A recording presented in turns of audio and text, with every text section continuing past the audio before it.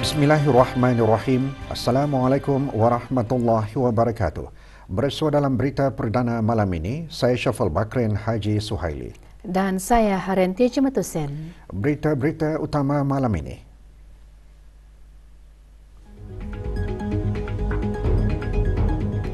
Hubungan dan persahabatan akrab negara Brunei Darussalam dan Republik Demokratik Rakyat Lao terjalin melalui kerjasama dalam pelbagai bidang yang berkepentingan.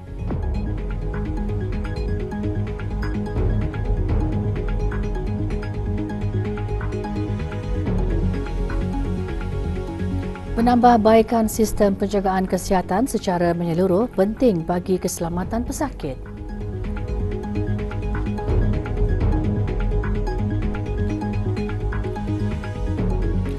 Kebawah Duli Yang Maha Mulia Paduka Seri Baginda Sultan Haji Hassan Al-Bolkiah Muizzaddin Wad Daulah Ibni Almarhum Sultan Haji Umar Ali Saifuddin Saadul Khairuddin Sultan dan Di-Pertuan Negara Brunei Darussalam akan berangkat mengadakan keberangkatan negara ke Republik Demokratik Rakyat Lao pada 3 hingga 4 Oktober 2023. Keberangkatan negara ini merupakan atas undangan daripada Tuanan Terutama Presiden Republik Demokratik Rakyat Lao bagi memperingati ulang tahun ke-30 hubungan diplomatik antara kedua-dua buah negara sejak terjalinnya hubungan berkenaan pada 27 Julai 1993. Semasa keberangkatan negara tersebut, Kebawah Duli Yang Maha Mulia dijangka mengadakan perjumpaan-perjumpaan bersama Tuanan Terutama Thongloun Sisulit, Presiden Republik Demokratik Rakyat Lao, Tuanan Terutama Sonse Sivanon, Perdana Menteri Republik Demokratik Rakyat Lao dan juga Tuanan Terutama Sesongfon Fomvihan, Presiden Perhimpunan Kebangsaan Republik Demokratik Rakyat Lao. Joint Declaration of a Strategic Partnership between the Government of Brunei Darussalam and the Government of the Lao People's Democratic Republic juga akan ditandatangani semasa keberangkatan negara berkenaan.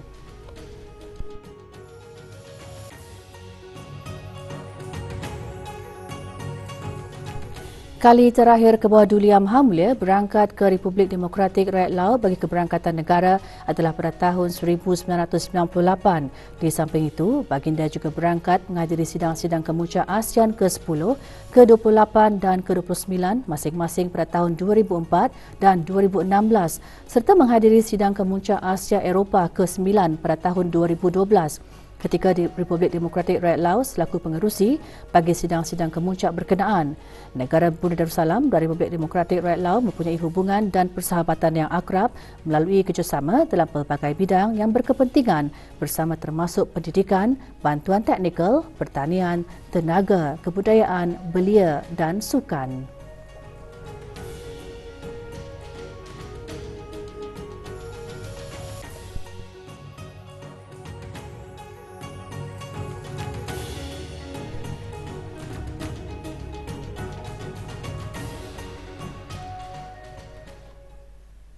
Bersempena sambutan Hari Perkhidmatan Awam ke-30 pada tahun ini, Jabatan Perdana Menteri melalui Jabatan Perkhidmatan Awam petang tadi mengadakan majlis sembahyang fardu asar berjemaah, membaca surah Yasin serta membaca doa khas secara serentak di keempat-empat daerah.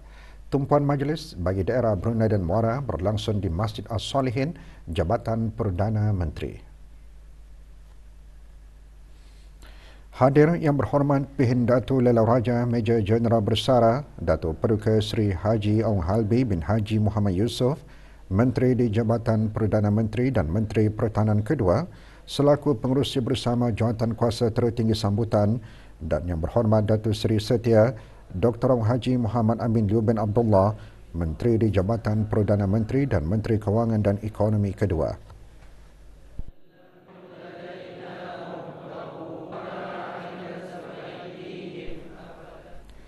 Di daerah Belain, tumpuan majlis di Masjid Rancangan Perumahan Negara Kampung Pandan, Kuala Belain.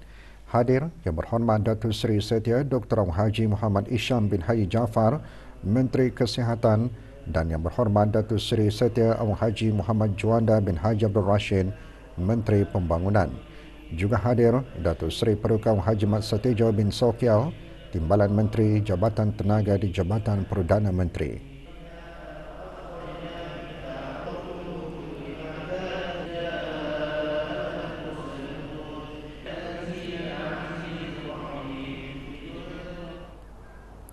Sementara di daerah Tutong, majlis umpamanya diadakan di Masjid Pengiran Anak Haji Muhammad Alam, Kampung Sengkarai.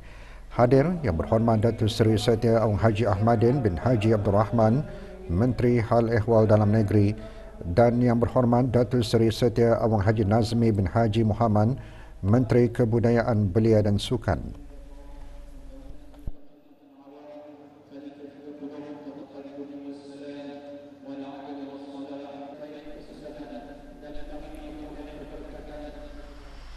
Dan di daerah Temburong diadakan di Masjid Utama Muhammad Saleh. Hadir Yang Berhormat Datuk Seri Setia Dr. Haji Abdul Manaf bin Haji Matusin, Menteri Sumber-Sumber Utama dan Pelancongan, dan Yang Berhormat Pengeran Datuk Seri Setia Syamhari bin Pengeran Datuk Peruka Haji Mustafa, Menteri Pengangkutan dan Info Komunikasi.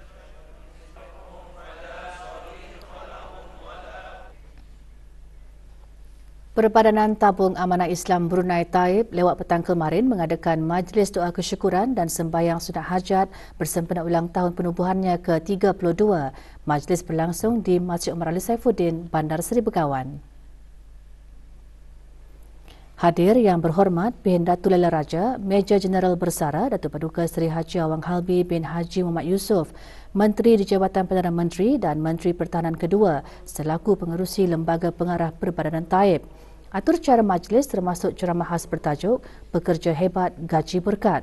Juga hadir Yang Berhormat Datuk Seri Setia Dr. Awang Haji Amin Liu bin Abdullah, Menteri di Jabatan Perdana Menteri dan Menteri Kewangan dan Ekonomi kedua selaku penasihat Lembaga Pengarah Perbadanan Taib, dan Pengiran Datuk Seri Paduka Haji Muhammad Tashim bin Pengiran Haji Hassan, Timbalan Menteri Halwa Agama selaku Timbalan Pengurusi Perbadanan Taib. Ketika dia bangkit dari tempat tidur, lepas satu ikatan. Ketika dia mengambil air sembahyang, lepas dua ikatan. Keselamatan pesakit sangat penting dalam sesebuah sistem penjagaan kesihatan dalam memastikan penyampaian penjagaan yang berkualiti dan memberikan hasil yang terbaik kepada pesakit. Justru pentingnya pelibatan pesakit, keluarga dan penjagaan dalam meningkatkan keselamatan pesakit. Menurut Menteri Kesihatan, tumpuan juga harus diberikan kepada penambahbaikan sistem penjagaan kesihatan secara menyeluruh dengan mengenal pasti punca bagi sesuatu kejadian yang melibatkan keselamatan pesakit itu berlaku. Yang Berhormat Datuk Seri Setia Dr. Haji Muhammad Isham bin Haji Jaafar berucap demikian pada pelancaran Majlis Sambutan Hari Keselamatan Pesakit Sedunia 2023 dengan tema penglibatan pesakit untuk keselamatan dan slogan mengutamakan suara pesakit. Majlis diadakan di Hospital Suri Sri Begawan, Kuala Belait.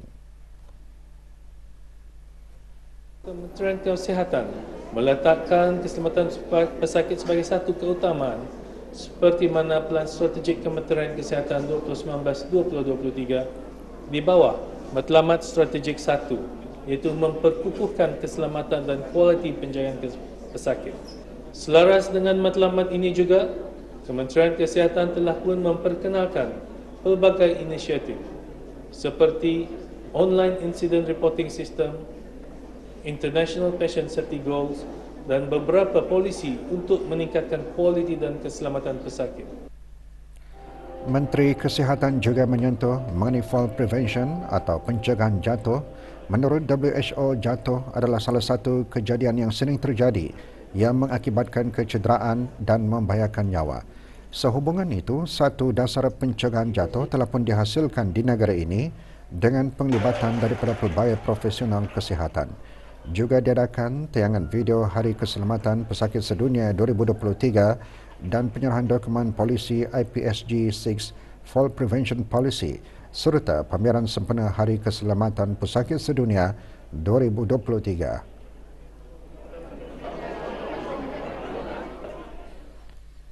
Pameran pelancongan dan pelaburan hijau di Galeri Kebudayaan dan Pelancongan Kampung Air dibuka bagi kunjungan orang ramai sehingga 7 Oktober depan. Ikuti bahan beritanya selepas ini bersama dengan bahan berita lainnya.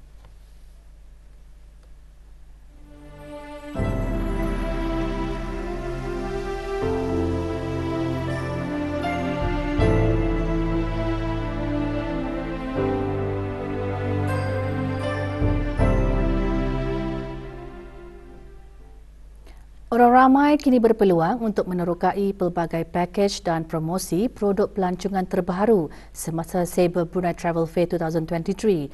Pesta pengembaraan selama 2 hari itu dirasmikan pagi tadi di Pusat Membeli Pelabuhan City, Sungai Hancing.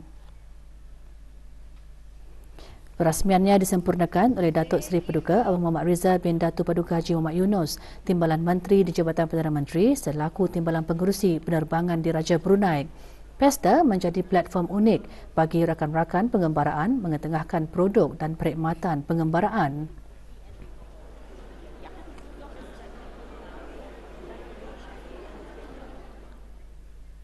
Pasukan OKI muncul juara pertandingan Cyber Battle ke-8 anjuran firma sekuriti tempatan ITPSS Sdn Bhd. Penyampaian hadiah pertandingan berlangsung petang tadi di Sekolah Antarabangsa Jerudong. Penyampaian hadiah disempurnakan oleh Datuk Seri Paduka Haji Khairuddin bin Haji Abdul Hamid, Timbalan Menteri Kewangan dan Ekonomi selaku Ahli Lembaga Pengarah ITPSS Sdn Bhd. Pasukan OKI berjaya membawa pulang wang tunai RM3,500.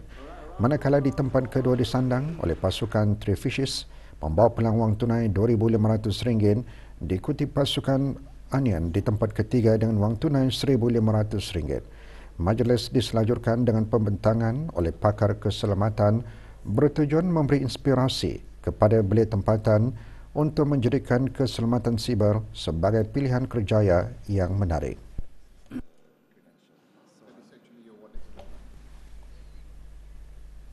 Kegemilangan sesebuah tamadun tidak akan tercapai tanpa sokongan para belia yang mempunyai akhlak yang kukuh dan padu. Justru, pembangunan belia Rabbani ialah proses membentuk akhlak belia agar selari dengan kehendak Al-Quran dan Al-Hadis agar sentiasa tunduk, patuh dan taat kepada perintah Allah Subhanahu Wa Taala. Perkara itu dikongsikan oleh Pengarah Datuk Seri Paduka Haji Muhammad Tashim bin Pengarah Haji Hassan, Timbalan Menteri Hal Ehwal Ugama semasa majlis pelancaran program kepimpinan dan pengimarahan masjid bagi mahasiswa dan mahasiswi Kolej Universiti Perguruan Ugama Seri Begawan Kupu SB dengan kerjasama Jabatan Hal Ehwal Masjid Kementerian Hal Ehwal Ugama pagi tadi. Ketika proses pembangunan belia Rabbani didokong menerusi institusi-institusi pendidikan formal masa kini, peranan masjid juga tidak boleh diketepikan. Fungsi masjid bukan sekadar tempat peribadatan dan aktiviti rohani semata-mata. Sejarah telah membuktikan bahawa masjid adalah pusat pelbagai kegiatan masyarakat dan negara. 246 mahasiswa dan mahasiswi Kupu SB terlibat dalam program tersebut. Program kali ini melibatkan 30 buah masjid di keempat-empat daerah dengan objektifnya menggalakkan belia mendekati masjid dengan menunaikan solat secara berjemaah. Masjid Kampung nampak kiri. Jawatan Kuasa Takmir Masjid Sultan Sharif Ali Sengkurung semalam mengadakan majlis penutupan Dikir Syarafil Anam sempena sambutan Maulid Nabi Muhammad SAW. Majlis diadakan di masjid berkenaan. Hadir Awang Haji Muhammad Rosli bin Haji Ibrahim, Setiausaha Tetap Kementerian Hal Ehwal Ugama. Majlis dimulakan dengan sembahyang isyak berjemaah dan diikuti persembahan dikir oleh penduduk-penduduk kampung berkenaan.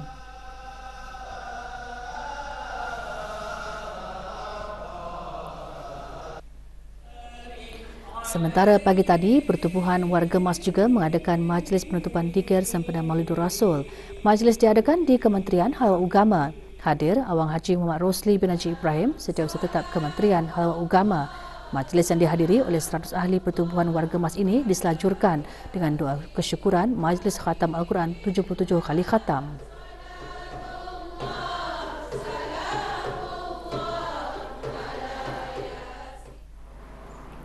Persekutuan Pengakap Negara Brunei Darussalam PPNBD juga mengadakan majlis serupa di Balai Ibadat PPNBD di Gadong. Hadir Datuk Paduka Awang Haji Idris bin Haji Abbas yang dipertua PPNBD. Majlis diisikan dengan bacaan Saidul Istighfar dan dikir.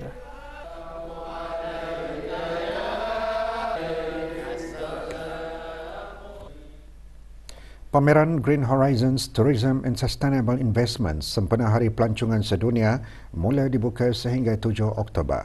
Majlis perasmiannya berlangsung petang tadi di Galeri Kebudayaan dan Pelancongan Kampung Air. Perasmiannya disempurnakan oleh Dayang Haja Tutiati binti Haji Abdul Wahab, Setiausaha Tetap Kementerian Sumber-Sumber Utama dan Pelancongan. Tahun ini, pelancongan dan pelaburan hijau merangkumi amalan lestari dalam industri pelancongan. Pameran melibatkan 9 buah agensi, antaranya Taman Ekoponis, Atmosphere BN dan Roda Impian Cruise. Melalui pameran ini, pengunjung dapat menyaksikan usaha inovatif peserta pameran ke arah masa depan pelancongan yang lestari dan hijau.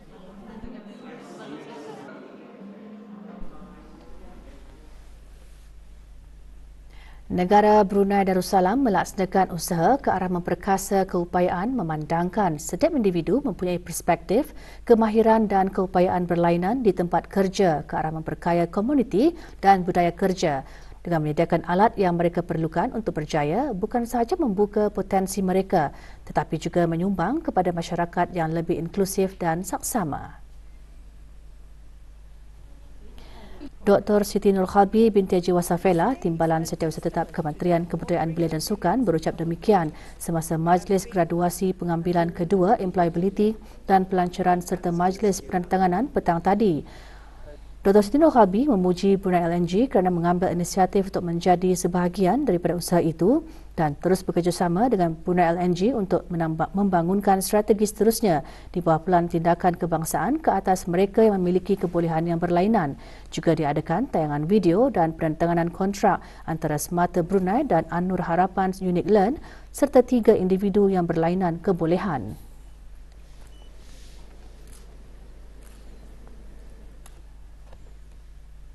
Umat Islam dituntut supaya mengambil iktibar terhadap jasa Rasulullah sallallahu alaihi wasallam. Perinciannya selepas ini. It's time to go beyond the digital banking revolution with Brunei's first eKYC non-face-to-face mobile application.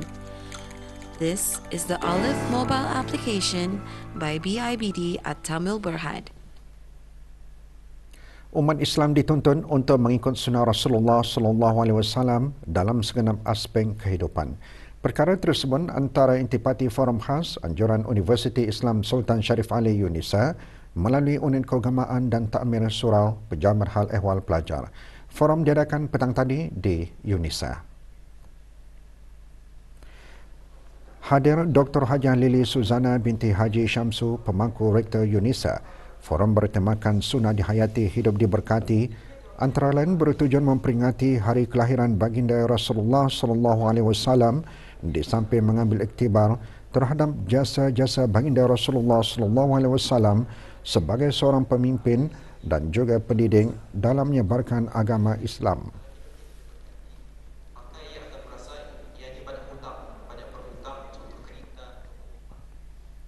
Sebanyak 26 pendara berjaya dikumpulkan pagi tadi semasa kempen derma dara Anjuran Persatuan Pekerti. Kempen diadakan di Dewan Serbaguna Polis Kawalan Diraja, Kampung Kiarong.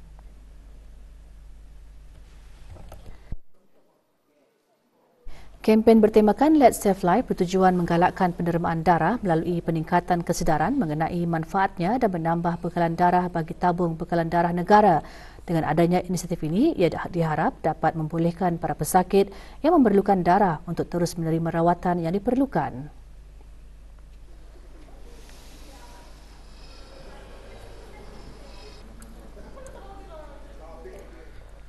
Sebagai sokongan kepada Hari Maritim Sedunia, pihak berkuasa maritim dan pelabuhan Brunei Darussalam MPABD menyertai inisiatif menyalakan lampu di mercu tanda di seluruh dunia. Inisiatif tersebut bertujuan mempromosikan tema maritim dunia tahunan.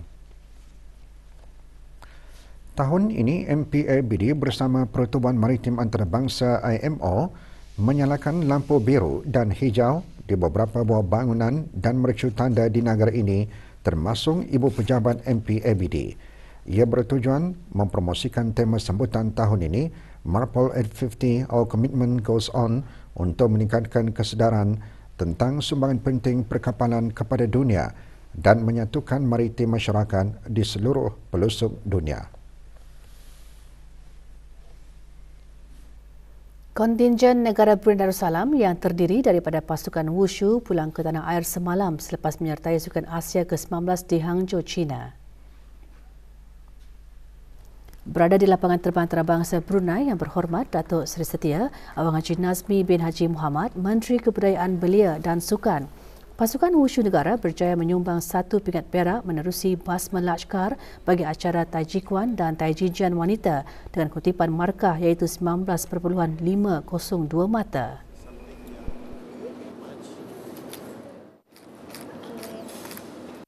I wouldn't done it if it wasn't for my coaches. They really helped us behind the scene, and I'm grateful that they were able to really put me in this position and take this chance. Basma always training very hard, so she always have herself the very higher target and always challenging the best, and she do it. I very honor. Basma is make our Brunei the sport the history the result is the best result. Brunei DP MMFC naik ke tangga teratas kumpulan A dalam saingan Piala Singapura setelah berjaya menewaskan Tampines Rovers malam. Dalam perlawanan yang berlangsung di Stadium Jalan Besar itu, Brunei DP MMFC menang 1-0 ke atas Tampines Rovers. Gol tunggal perlawanan terhasil pada minit ke-63 menerusi jaringan Frasian Nor. Dalam perlawanan seterusnya, Brunei DP MMFC akan menentang Gelang International pada 22 Oktober depan.